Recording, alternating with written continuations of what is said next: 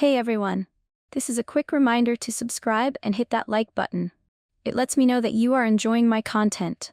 Also, feel free to drop your suggestions for future stories in the comments below. Thank you for listening, and let's dive right in. On February 15th, I woke up to an emergency alert. At that time, I didn't think much of it. But now it all makes sense. It all started weeks before that, before I even knew something was wrong. I wish I could say I saw the signs earlier. Maybe if I had, I could have done something. Or maybe it wouldn't have mattered. Maybe this was always going to happen. Life on the farm had a rhythm to it, one that never changed. Every morning, before the sun had a chance to burn off the mist rolling over the hills, my dad and I would be out feeding the cattle. We owned about 40 head of beef cattle, mostly Angus, a few crossbreeds. Some of them were due to calf soon, so we kept a close eye on them, checking for signs of labor. Mom was never much for farm work, but she'd come out in the evenings to bring us coffee, standing at the fence with a faraway look in her eyes. She always talked about getting out of here, moving somewhere warm. It was easy to think everything was fine, until the animals started dying. At first, it was just something happening out there, beyond the fields, beyond our world. The local news ran stories about deer found in the woods, their bodies ripped open in ways that made no sense. Coyotes, wolves, even bears, none of them left wounds like that. The reporters used words like mysterious and bizarre, trying to make it sound like some weird natural phenomenon, but it wasn't long before more bodies started turning up. Raccoons, foxes, even birds. Then it reached the farms. We heard about it from the neighbor down the road first. An entire flock of chickens found dead, not a single feather out of place, except for a hole in each one's stomach. A few days later, another farmer found his goats dead in the pasture. Then it was pigs, then cattle, and then it was ours. I'll never forget that morning. The sun was barely up, the sky still bruised with early dawn, and I was trudging through the frost-covered grass to the barn when I saw her. Lucy. She was lying in the dirt, just outside the barn door, her fur wet with something too dark to be dew. I didn't want to believe it at first, didn't want to see it, but the moment I stepped closer, my stomach twisted so hard I thought I was going to be sick. Her stomach was open. A clean hole, like something had punched through from the inside. No torn flesh, no sign of a struggle. Her bones were intact, her organs untouched. It was like something had been living inside her, waiting for the right moment to get out. I screamed. I don't even remember doing it, but my dad came running, and the moment he saw her, his face went pale. We'd heard the stories, but it had always been someone else's problem. Now it was ours. That's when we checked the cameras. We had a decent setup, motion-activated night vision cameras posted around the barn and fence lines. The first thing we did was pull up the footage, hoping for some kind of answer. But when we watched it back, all we saw was Lucy wandering outside around midnight, sniffing at the dirt. Then, suddenly, nothing. The footage cut to her lying on the ground, already dead. We ran it back, over and over, looking for any sign of what happened. And then we realized she had died right in the only blind spot we had. We never thought much about it before. The barn's south side had a gap in coverage, just a few feet where the cameras didn't quite reach. We kept meaning to fix it. But now it felt like something new where the cameras wouldn't see. We called the vet. He showed up later that morning, tired-eyed and tense, like we weren't the first call he'd gotten. He barely said a word, just examined Lucy in silence, poking around the wound before sighing and rubbing a hand down his face. Another one, that's all he said at first. When my dad pressed him, he admitted he'd been seeing more cases like this, dozens in the last week alone. And no, he didn't know what was causing it. The bodies were always the same, perfectly intact. No signs of attack, just the hole. Government's been picking them up, he said, glancing toward the road. Had a couple guys in suits come down last night, said they'd take care of it. Some of the bodies go to the lab, some get taken out of town on trucks. No explanation, no answers. Dad didn't like that. I could see it in his face, the way his jaw tightened, the way his hands curled into fists. But what could we do? We let them take Lucy. I told myself I was okay with that. I told myself I didn't want to know, I was lying. And things only got worse. It wasn't just the animals, it was people. First it was just talk. neighbors saying strange things, a woman at the feed store whispering about a new way of seeing, a guy at the gas station staring at his reflection in the window like he didn't recognize himself. Then it was Mom. She was never the religious type, never into spirituality or anything like that. But one day she came home from town different. She started talking about the light. "They showed me," she said over dinner one night, her eyes practically glowing with excitement. "There's something beyond what we see. We're all blind, but we don't have to be. I understand now." Dad slammed his fork down. "Who showed you?" he demanded. She just smiled. "You'll see soon enough." That was the first real fight. After that, things spiraled. Mom started leaving the house more often, sneaking out at night. Dad threatened to take her car keys. She stopped eating meals with us, stopped sleeping in bed. Some nights, I'd wake up to hear her talking downstairs, whispering things too softly for me to hear. Day 1. And then, on February 15th, I woke up to a different sound. My phone vibrating on my nightstand, a shrill alert blaring through the screen. I groggily reached for it, still half asleep, squinting at the glowing red text. "Emergency alert. They have infiltrated." For a moment, I just stared at it, my mind struggling to wake up to process what I was seeing. Then I heard the TV downstairs, the muffled sound of a reporter's voice, and my dad, wide awake, watching, waiting. I didn't know it yet, but everything was about to change. I should have known the moment I read the words. "Emergency alert. They have infiltrated." But at 3:13 a.m., half awake and rubbing sleep from my eyes, it didn't sink in. It didn't feel real yet. Not until I heard the TV. Not until I saw my dad, sitting stiff-backed in his chair, the glow of the screen washing him in cold blue light. He barely acknowledged me as I had crept downstairs, heart hammering in my chest. His eyes were locked on the television, fingers curled into tight fists against the kitchen table. The news anchor looked like she hadn't slept in days. Her hair was slightly disheveled, makeup cracking under the harsh studio lights. The screen behind her flickered with emergency broadcasts, maps with flashing red zones, scrolling warnings. "We urge citizens to remain in their homes. Avoid contact with anyone displaying signs of altered behavior." The chyron at the bottom of the screen was what made my stomach drop. National emergency, non-human presence confirmed, government action underway.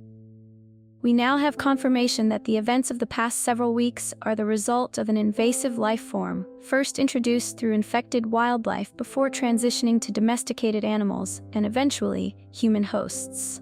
The words blurred together. My head felt light.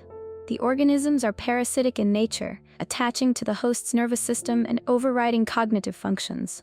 While the host retains memories, motor skills, and speech, the infected are no longer considered human. They display collective awareness and an increased capacity for manipulation. I thought of Mom. Her strange, empty smiles. The way she whispered to herself at night. The way she had stopped being my mother before I even realized it. To those who are uninfected, do not panic. Do not run. The infected will not harm you unless provoked. However, they will attempt to convert you. Convert. Like a fucking religion. I forced myself to look at Dad. He was staring at me now, his face hard, unreadable. But he didn't have to say anything. We both knew. Mom wasn't just acting weird. She was gone. If you suspect a family member has been infected, you must restrain them immediately. Do not engage with their attempts at communication. Do not kill them.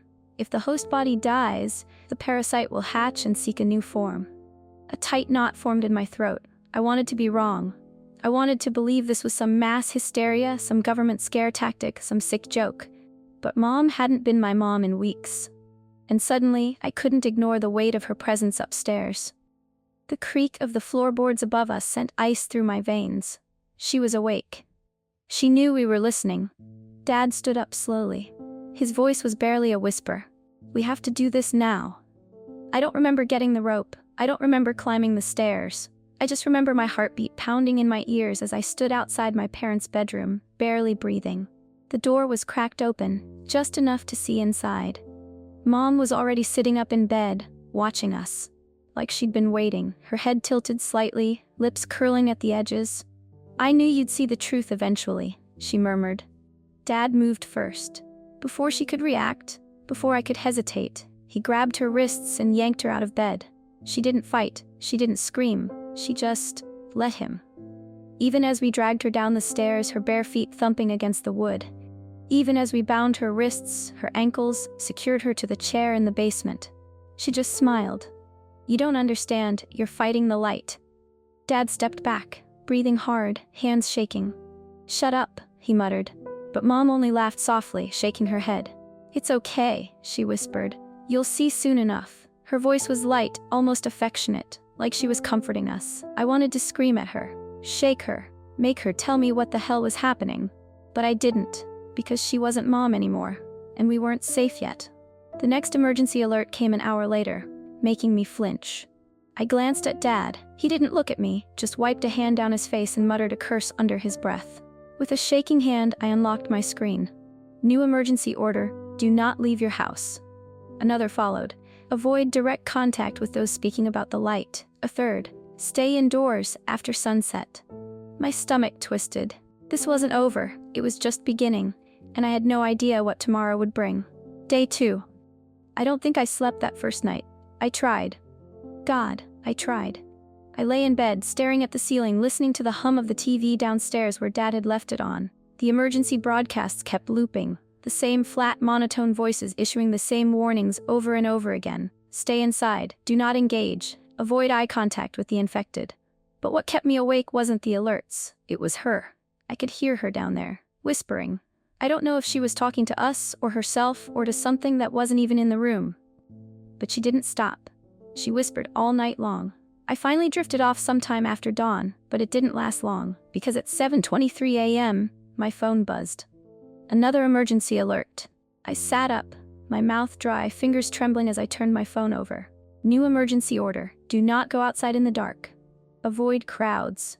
I swallowed hard, dread settling like a stone in my stomach. Why would they need to tell people that? Why now? I swung my legs over the bed, rubbing my face. The house was quiet. No voices, no movement. For a second, I let myself hope that maybe last night had been a dream. Maybe I'd imagined all of it. The emergency alert, the news, the way Mom had just let us tie her up in the basement. Maybe I could walk downstairs and everything would be normal again. But then I heard it. A low, breathy laugh from the basement, and I knew nothing would ever be normal again. Dad was already in the kitchen when I came down, gripping a steaming mug of coffee like it was the only thing keeping him grounded. He looked up when he heard me and nodded toward my phone. "You saw the new alert?" I nodded, sinking into the chair across from him. "What do you think it means?" I asked, but I already knew the answer. "Nothing good." We sat in silence for a moment, both of us staring blankly at the muted news broadcast. The anchor's lips moved, but I couldn't hear what she was saying. It didn't matter. Nothing they said would change what we already knew. Mom was infected. Our town was changing, and something was coming. It started that afternoon. Dad and I had taken turns checking the property, our own silent routine. Look out the windows. Make sure no one was near the house. Check the cows. Check the barn. For most of the day, everything looked normal. The sky was gray and stretched too thin, but that wasn't unusual for this time of year. It was the town that was wrong. Around 3 p.m., Dad saw it first. "Jas," his voice was quiet, almost careful. "Come here." I walked over to the front window, already uneasy from the tone in his voice. He didn't say anything else, just pointed. I followed his gaze toward the nearest houses, toward the road stretching into town. And that's when I saw them. People. Groups of them. They weren't talking. They weren't moving like normal people, with casual steps or distracted postures. They walked in perfect silence, their heads held high, their eyes locked ahead, as if they were waiting for something. The worst part, the house lights came on at the exact same time. Every single one of them. "Dad," my voice came out quieter than I intended. "I know."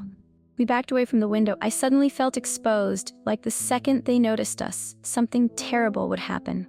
We locked the doors, we closed the curtains, and we waited. By evening, the cows were restless. They huddled together near the fence line, snorting and stamping their hooves, like they felt something coming. I watched them from the back window, unease growing in my chest. "We should check on them," I said, glancing at Dad. He didn't argue, he just grabbed the shotgun. The air outside was wrong. It smelled damp and metallic, like fresh-cut meat left out too long. We crossed the yard in silence, boots crunching in the dry winter grass, the setting sun stretching our shadows too long behind us. The cows were still grouped together, their dark eyes flicking toward us as we approached. They were agitated, not at us, but at something else. And then it happened. One of them collapsed, just like that. No warning, no sound. 1 second she was standing, the next, her legs buckled and she crumpled to the dirt. I froze. Dad took a step forward, gun raised slightly. The cow twitched once, then her stomach ripped open. I screamed. I couldn't help it. I had seen dead animals before, butchered livestock, carcasses ripped apart by scavengers. But this wasn't natural. Because something came out of her. I don't even know how to describe it. At first I thought it was a person. A human figure, thin and hunched, its limbs stretched too far, grotesquely long. Its arms and legs bent at strange angles, fingers curling into the dirt like claws. And then it moved. Fast. It skittered out of the cow on all fours, its joints popping with the motion, its limbs folding in ways that shouldn't be possible. Dad grabbed my arm, yanking me backward. Inside. Now. I barely managed to take a step before the thing snapped its head toward us. And smiled. Or at least it looked like a smile. Its mouth was too wide, its teeth were too white. And then, it ran. Not toward us. Not toward the cows. It just bolted into the woods, disappearing into the tree line so fast it barely left footprints in the dirt. I didn't move. I couldn't move. The only sound left was the panicked breathing of the other cows, and the slow dripping of blood onto the frozen ground. Dad's grip tightened on my arm. Inside, he repeated. Now. I didn't argue. I didn't look back. I just ran. Day 3. I don't remember getting back inside. 1 second, we were at the fence, the smell of blood thickened my nose, the sight of that thing burned into my brain. The next, I was inside the house, leaning over the kitchen sink, dry heaving into the empty basin. Dad locked the doors, bolted the windows, pulled the blinds tight. But it didn't matter. We weren't safe. Not anymore. We didn't talk about what we saw, maybe because putting it into words would make it real. Maybe because we were both trying to convince ourselves we had imagined it. But the cows knew. They felt it. Even after the thing was gone, they were restless, shoving against the fences, pacing the mud, throwing their heads back like they smelled something on the wind. Dad and I stood at the back door, watching them through the small glass pane. "They're panicked," I said. "Yeah," Dad muttered. "So am I." We had to go. We both knew it. The emergency alerts kept updating, the government broadcasts growing more urgent by the hour. We encourage all uninfected individuals to seek designated checkpoints immediately. National Guard assistance is in place for remaining safe zones. We had to make a move. But first, we had to let the cows go. It felt wrong, opening the gates. The cattle hesitated at first, snorting, stomping, sensing something was different. Then one stepped through, then another. And then suddenly, they were all running. Charging through the gate, hooves thundering against the dirt, kicking up dust as they bolted toward the open fields. My chest tightened. We had raised some of them from birth. We had worked for this herd, cared for them, watched them grow, and now we were just letting them go. But we couldn't take them with us. They were better off free. And maybe, just maybe, they'd draw attention away from us. That's when I noticed the whispering. Dad heard it too. He stiffened beside me, one hand hovering near his knife. The infected were near, somewhere in the trees, watching. I turned my head slowly, trying not to make any sudden movements. That's when I saw them, just standing there. A group of 5, maybe 6 people, half hidden in the tree line. They weren't moving, just watching, and whispering. I couldn't make out the words, but the hushed rhythmic cadence of it made my skin crawl. Dad exhaled slowly. "We need to leave. Now." The house felt smaller than before. Claustrophobic, suffocating. We packed light. Food, water, a knife for each of us, extra layers in case it got cold. Dad carried his shotgun. I grabbed a hammer. It wasn't much, but it was something. The plan was simple: drive to the nearest checkpoint. We didn't know where it was exactly, but we figured if we followed the main road we'd see signs or soldiers. We didn't have another choice. I could still hear the infected outside, whispering. It felt like they were getting closer. We stepped out the back door. Careful. Quiet. The truck was parked just beyond the barn, still loaded up from last time we'd planned to leave. If we could just get inside, if we could just start the damn engine. Then we saw them. A crowd. Standing in the middle of the road, blocking the way out. They were facing us, and they were smiling. I felt my breath catch in my throat. I could see Mr. Lyle from down the road, the woman who worked at the gas station, a kid I recognized from town, all standing in perfect silence, heads tilted slightly, eyes locked on us like they had been waiting, like they knew. My blood ran cold. "Get back inside," Dad whispered. "But the truck." "We're not making it to the truck." "Get inside." I didn't argue. I turned. I ran. We slammed the door, locked it. Dad shoved the heavy oak dining table against it for good measure. I ran to the front window, pulled the curtain aside just enough to peek through. They hadn't moved, still standing there, still waiting. And then, as the sun dipped lower behind the trees, they started walking. Not toward us, not toward the house, just in circles. Slow, synchronized steps, weaving between one another, their movements so eerily precise it made my stomach turn. It was deliberate, like a ritual, like something was coming. I backed away from the window. "What do we do now?" I whispered. Dad didn't answer right away. He just looked at me, at the shotgun in his hands, at the darkness pressing against the windows, and I knew we weren't getting out. Not tonight. We were trapped, and we weren't alone. Day 4. I didn't sleep. I don't think Dad did either. The infected stayed outside all night. We could hear them, circling the house, whispering. We sat in the dark, barely breathing, listening to their soft voices pressing in from every side. They weren't trying to break in, they were waiting. For what? I didn't know. And I didn't want to find out. Morning came slow. The first rays of sunlight bled through the curtains, casting long shadows against the walls. When I finally got the nerve to peek outside, they were gone. At least, most of them. A few stragglers lingered near the road, their heads tilted upward, staring at nothing, like they were listening to something the rest of us couldn't hear. I shuddered and turned away from the window. Dad sat at the kitchen table, gun resting beside him. His eyes were bloodshot, jaw tight. "We need to know what's going on." His voice was rough from exhaustion. "Check the news." I hesitated. The news hadn't exactly been comforting lately, but I grabbed my phone and unlocked it anyway. A new emergency alert flashed across my screen. "Urgent update, tune into live broadcast immediately." I clicked it. The news anchor looked worse than she had yesterday. Dark circles hung under her eyes, her makeup smudged. The newsroom behind her was half empty, monitors flickering, stacks of papers thrown across the desk like someone had left in a hurry. She licked her lips and stared into the camera, voice shaking slightly as she read the teleprompter. "We now have confirmation of the infected's true purpose." I leaned forward. "The parasites do not simply take over the body, they connect." A slow, sick feeling uncoiled in my stomach. They form a network, a hive mind, a single shared consciousness. The camera cut to grainy black and white footage. A lab, scientists in hazmat suits observing a man strapped to a gurney. His eyes were open, but empty. His lips moved soundlessly. A speaker crackled to life. "Can you hear me?" one of the scientists asked. For a long moment there was silence. Then the man's head tilted slightly. "Yes," he said, but not with his voice. It sounded like dozens of voices speaking at once, layered on top of each other. Distant and distorted. My stomach clenched. The scientist stepped forward, voice careful. "What are you?" The infected man blinked slowly. "We are many." "What do you want?" The man smiled. "To bring you to the light." "They see resistance as a sickness." The anchor's voice jolted me back to reality. "They do not kill, they convert. They believe we are lost, and they are here to show us the way." My hands clenched around my phone. The light is not just a belief, it is a system. A way of thinking beyond individuality, beyond control, a perfect unified existence.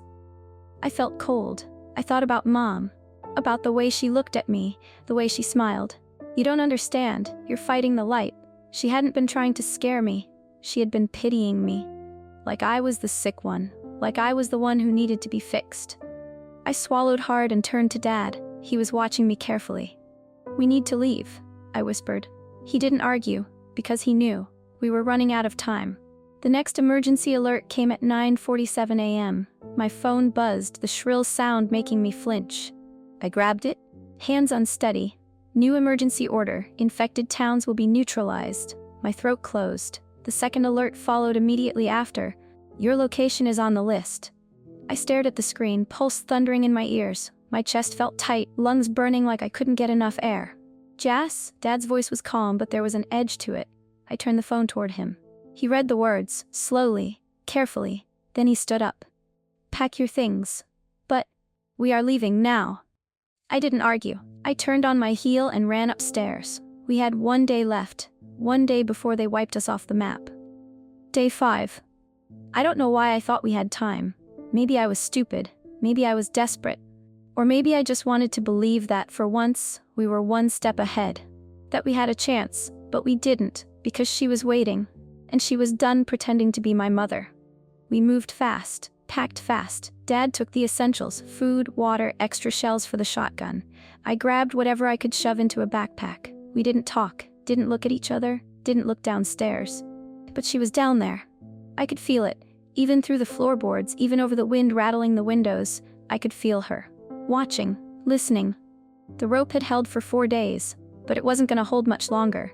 Dad was loading the last of the supplies into the truck when it happened. I was upstairs, zipping up my bag when I heard the sound, a deep, wet tearing noise, and then a crunch. Not wood, not rope, bone. My stomach lurched, then footsteps, slow, uneven, coming up from the basement. I froze. The house went dead silent, as if the air itself was holding its breath. And then her voice, Jasmine. I barely had time to react before the door slammed open. I didn't recognize her. She stood in the doorway, head tilted, lips parted just slightly in that eerie half-smile. She still looked like my mother. But she wasn't. The whites of her eyes had gone gray. Veins darkened her arms, webbing across her skin in sharp, jagged lines. Her hands were bloody. I knew what that meant. I ran. Dad was outside when I barreled through the front door, heart slamming against my ribs. "She's loose!" I gasped. His head snapped up just as she lunged. The impact knocked him backward. I saw the shotgun fly from his hands. Then she was on top of him. She didn't speak this time, she screamed. A sound that started human but twisted into something else. Something warped and layered, like multiple voices speaking at once. She clawed at him, fingers gripping his throat, his shoulders, his arms. Dad fought. He was strong, but she wasn't human anymore. Her movements were wrong, too fast, too fluid. She didn't blink, didn't hesitate, didn't stop until I grabbed the hammer, and I swung. The moment the hammer connected, she reeled back, screeching. Dad gasped, shoving her off, scrambling backward. His shirt was torn and bloody, deep scratches raking across his chest. I barely had time to react before she turned to me, and I saw her mouth move, saw her lips curl into a shape that wasn't natural. "You'll see the light soon." I didn't hesitate. I swung again. This time I hit her in the face. The force knocked her sideways, her body crumpling to the dirt. She didn't move, didn't get back up, but I knew she wasn't dead. Not yet. Dad groaned beside me, gripping his side. I turned to him and felt my stomach drop. His hand was covered in blood. The fabric of his shirt was soaked through, crimson spilling over his fingers.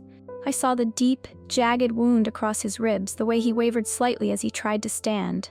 "We need to go," he rasped. I swallowed hard. "Dad, now." He staggered toward the truck, and I followed.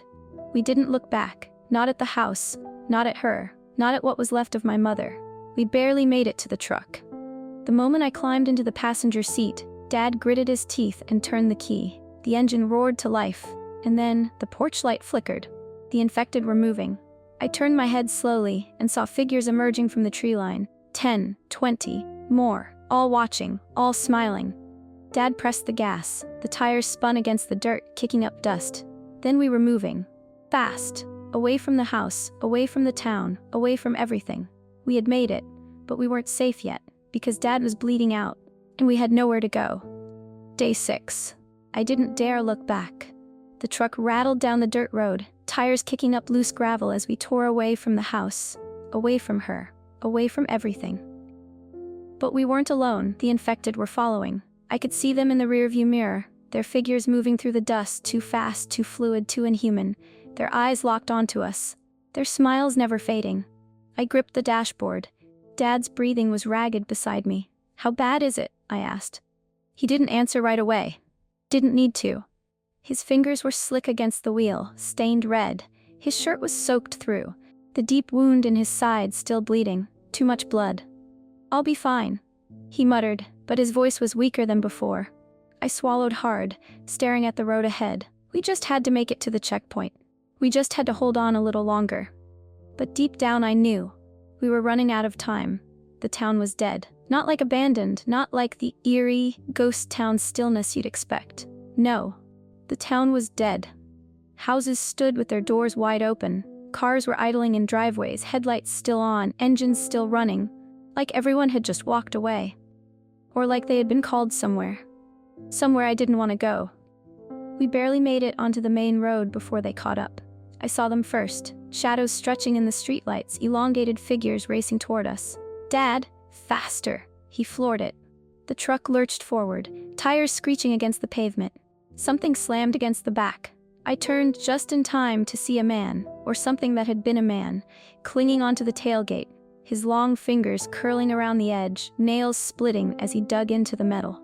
His head snapped up and he grinned. "Join us." I grabbed the shotgun.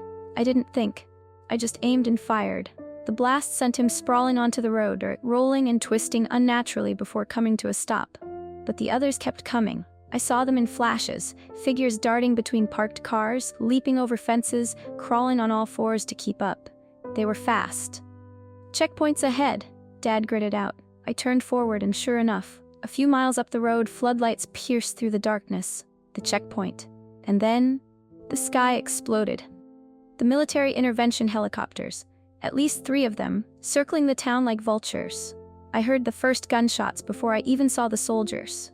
Down the road, shapes moved through the thick fog of dust and smoke, flashes of gunfire lighting up the night. And then the first explosion. A fireball erupted near the gas station, a shockwave ripping through the empty streets. Dad's knuckles whitened around the wheel. "Jesus Christ," he muttered. The infected didn't stop running. They didn't even flinch, they just kept coming. Bullets ripped through them, knocking them back, sending them sprawling onto the pavement, but they didn't scream, didn't fight back. They just stood back up. Like they didn't care, like they knew something we didn't. We swerved past abandoned cars, tires barely gripping the road. The checkpoint was getting closer.